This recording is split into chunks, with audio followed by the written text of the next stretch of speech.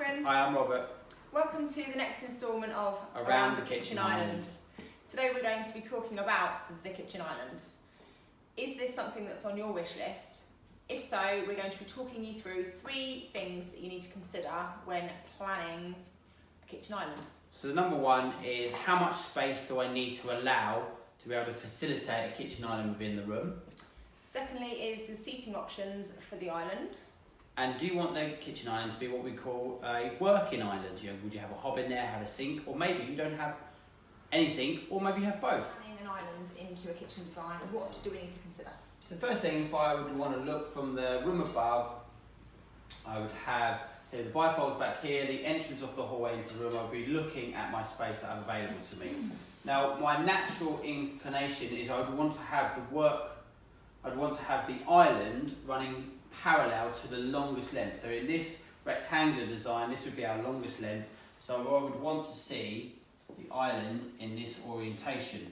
Now the reason being is I'm likely to have a bank of units or some sort of unitary cabinetry at the back, and this, as I come in off the hallway, this would be my natural flow into the kitchen.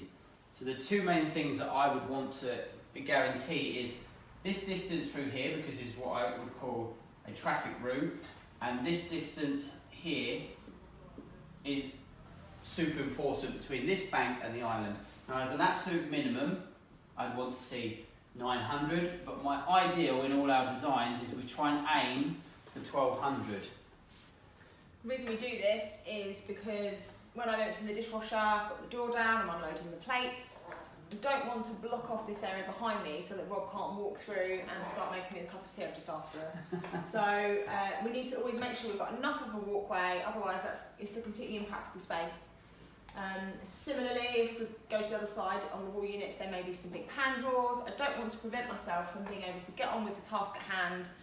I can't get a pan out for the pasta because somebody's in the way here, or again the dishwasher's down at the other side. We want to make sure that both functions can be used. So when our customers come in, we would take them for a discovery session, and in this particular example they might say, oh, we'd like to be able to sit 3 people around the island. Where would you look to orientate 3 bar stools in this particular design? The obvious example would be to seat them along the longest length of the island. And how much space would you normally allow to do that? So we allow 60 centimetres per person, so this island would need to be 1.8 metres long, and that would allow a minimum depth of 900 mil. So a cabinet is normally 600 in depth, and then it just leaves the remaining for your, what we call our knee well, for our knees to comfortably be able to get up towards and be able to sit comfortably up like we are now. Also, what we could do is we could look to orientate it slightly different, and we can have what we call an L shape. So it's a little bit more engaging, a little bit more eye contact. What this then allows us to do is we'd have a slightly deeper island, so that we can then take it up to say 1200 mil deep, which means we'd have units both sides. We have drawers along here, and we either have drawers or cabinets along here. Or even better, a wine fridge. Even better, a wine fridge. So in the third section is, do you want a working island? And what by that we mean, do you want a hob or a sink in the island? Now, there's no right or wrong answer to this. It's what feels right for you.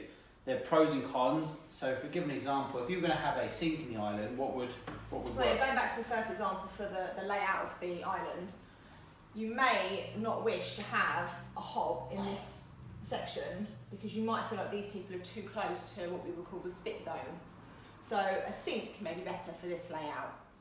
Going to the L shape option gives you a perfect cook zone here, where you've got your guests far enough away from the hob.